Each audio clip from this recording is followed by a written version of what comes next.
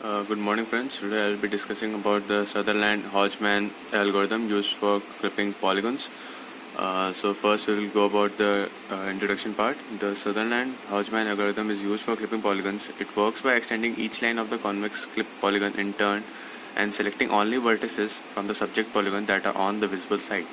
Now, the algorithm begins with an input list of all the vertices in subject polygon. Next, one side of the clip polygon is extended indefinitely in both directions and the path of the subject polygon is traversed. Vertices from the input list are inserted into an output list if they lie on the visible side of the extended clip polygon line, and new vertices are added to the output list where the subject polygon path crosses the extended clip polygon line. This process is repeated iteratively for each clip polygon side using the output list from one stage as the input list for the next. Once all sides of the clip polygon have been processed, the final generated list of vertices defines a new single polygon that is entirely visible. Note that if the subject polygon was concave at vertices outside the clip polygon, the new polygon may have coincident edges. This is acceptable for rendering but not for other applications such as computing shadows. Now this is the explanation of the Sutherland-Hodgman polygon clipping. The Sutherland-Hodgman performs a clipping of polygon against each window edge in turn, and it accepts an ordered sequence of vertices and puts off a set of vertices to define the clip polygon. Like before clipping, the image is outside the rectangular viewport. Now the following figure shows how this algorithm works at each edge clipping the polygon. First, we'll go about the left edge, clipping the left side of the clip window, clipping against the top side. Then the top side was clipped. Then the right side was clipped, and the end the bottom side was clipped. Now there are four types of edges in these defined in this algorithm. First is edges that are totally inside the clip window at the second inside vertex point. Second, edges that are leaving the clip window at the intersection point as vertex. Edges that are entirely outside the clip window add nothing to the vertex output list. Edges that are entering the clip window save the intersection and inside points as vertices. Now these are the this is how we calculate the intersections. Assume that we are clipping a polygon's edge with vertices at x1 y1 and x2 y2 against the clip window with vertices at xmin ymin and xmax ymax. The location ix iy of the intersection of the edge with the left side of the window is ix equal to xmin, and second is iy equal to slope into xmin minus x1 plus y1, where the slope is y2 minus y1 divided by x2 minus x1. The location of the intersection of the edge with the right side of the window is ix equal to xmax, iy equal to slope into xmax minus x1 plus y1, where the slope is again y2 minus y1 by x2 minus x1. The intersection of the polygon's edge with the top side of the window is ix equal to x1 plus ymax minus y1 divided by slope, and iy becomes ymax. So there is clearly a overlap of these two equations. Here ix is equal to xmax and here iy is equal to ymax. This happens because when we go from left to right side, we are working on the x-axis, and when we do about the top and the bottom, we are working on the y-axis. So the same thing is happening, but we are changing the equations accordingly as we work on different sides of the x-axis, different axes.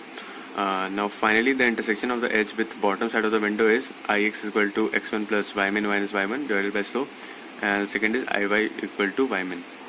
Now talking about the implementation part, here we have defined an outcode comp dot outcode, and we have defined the top, bottom, right and left in this structure.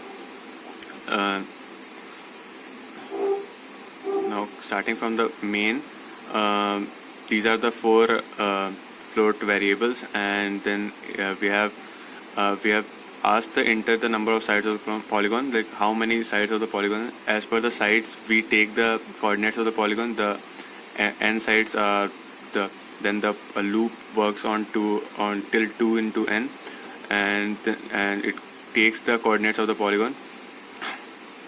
Now we ask for the rectangular coordinates of the clipping window. The clipping window, we have taken it as a rectangle. So now the user will give the coordinates of the clipping window, and then we initialize the graph, and we give out a text that polygon before clipping, and then we draw the polygon and the rectangle, and then we run the main function, which is the clip function, which we have defined here, which is defined here. Yeah. The arguments are passed with in the clip function, and this is just the base. This is just the like starting of the here we had this calculations, right? So this is just the just implementation of the calculation that we had before, like for outcode out and top, x is equal to x naught plus x1 minus x naught into y max minus y naught divided by y1 minus y naught. So this is the slope, and x1 plus and then y is equal to y max. And similarly we do it for outcode out and bottom. For bottom, this is for top, this is for bottom, and then we switch the axis from y axis to x axis, and now we work on the x axis when we do about the right and left. And yeah, this is done.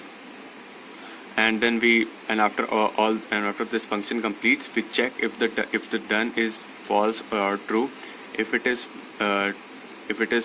false, then if accept, then we draw the line and we write a text that polygon after clipping, and we show that rectangle also, that how it is clipped. Okay, so now we'll be compiling the code which we had written earlier. The success comes.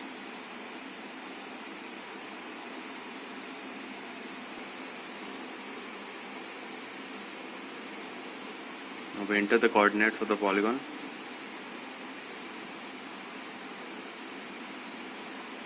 The rectangular window's coordinates.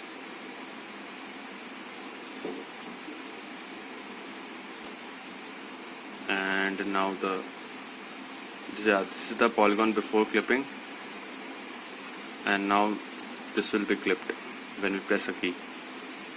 Yeah, see, this is clipped. The polygon is clipped.